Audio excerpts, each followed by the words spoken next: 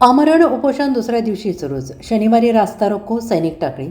तालुका शिरोळ येथे प्रस्तावित MIDCच्या विरोधात माजी सैनिक, शेतकरी, शेतमजूर, नागरिक आक्रमक झालेले असून त्यांनी सुरू केलेल्या आमरण उपोषणाचा आज दुसरा दिवस आहे. आंदोलनाकडे स्थानिक लोकप्रतिनिधी आणि MIDCच्या अधिकाऱ्यांनी पूर्णपणे दुर्लक्ष केल्याने ग्रामस्थांमध्ये तीव्र संताप व्यक्त केला जातो आहे. आंदोलकांचा असा आरोप आहे की 2023 पासून ही प्रक्रिया गावाला पूर्णपणे अंधारात ठेवून आणि नियमबाह्यपणे राबवली जात आहे. 9 मार्च 2023च्या ग्रामसभेत MIDC नाकारण्याचा ठराव बहुमताने मंजूर होऊ नये, त्यानंतर कोणतीही पूर्वसूचना न देता घेतलेली ग्रामसभा आणि त्यातील बेकायदेशीर ठराव ही संपूर्ण प्रक्रिया संशयास्पद असल्याचे आंदोलकांचं म्हणणं आहे. या अनियमिततेबाबत आणि बेकायदेशीर ठरावावर ग्रामसेवक आणि सरपंचांच्या सह्या नसल्याचे निदर्शनास आणून देत ही MIDC प्रक्रिया त्वरित रद्द करावी अशी मागणी तहसीलदार अनिल कुमार हेळकर यांच्याकडे करण्यात आली आहे. दरम्यान या आंदोलनाला पाठिंबा देण्यासाठी भाजपाचे जिल्हाध्यक्ष राजवर्धन निंबाळकर आणि माजी आमदार उल्हासदादा पाटील यांनी आंदोलन स्थळाला भेट दिली आहे. मात्र प्रशासनाच्या उदासीनतेमुळे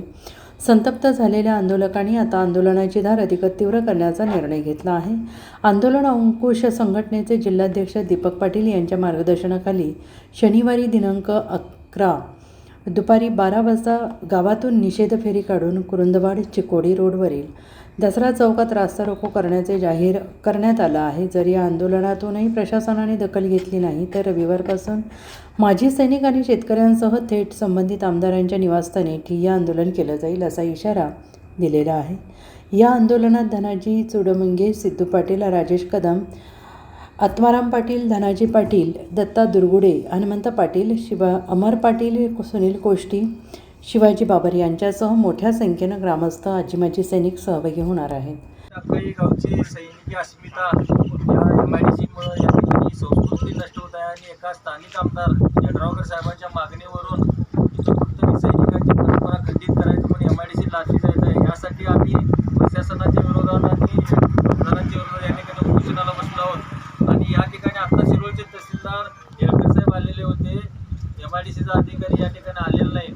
या MIDCच्या अधिकाऱ्यांची जबाबदारी होती आज येणं आणि या ठिकाणी MIDCसाठी जी प्रोसिजर झाली आहे ती पूर्णपणे चुकीची झालेली आहे. कुठल्याही लोकांचं या ठिकाणी मत ऐकून घेतलेलं नाही.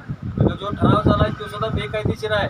असं असताना या ठिकाणी जनसुनावणी घेणं गरजेचं होतं. त्यामुळे कोणत्याही लोकांचे विचारात न घेता या गावची सांस्कृतिक परंपरा ही गोष्टी या आमदारांनी सुद्धा विचारात घ्यायला पाहिजे होती.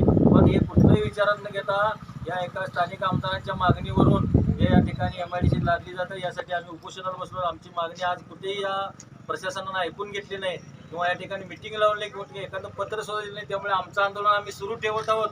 आणि या ठिकाणी उद्या आम्ही 12 वाजता चिकोडी कुरुंदवाड जो रोड आहे या ठिकाणी गावातल्या आमच्या बायका मुलासह सर्व माजी सैनिक, शेतकरी, शेतमजूर या सर्वांच्या सकट हा रास्ता रोको करत आहे. आणि रास्ता रोको करून सुद्धा जर आमचं त्या ठिकाणी काल ऐकलं नाही उद्या तर आम्ही गावचा महसूल, गाव चावडी, ग्राम सचिवालय, ग्रामपंचायत यांना सगळ्याला कुलपं लावून गावात कुणालाही येऊ देणार नाही अशा पद्धतीनं उद्याचं आंदोलन असेल.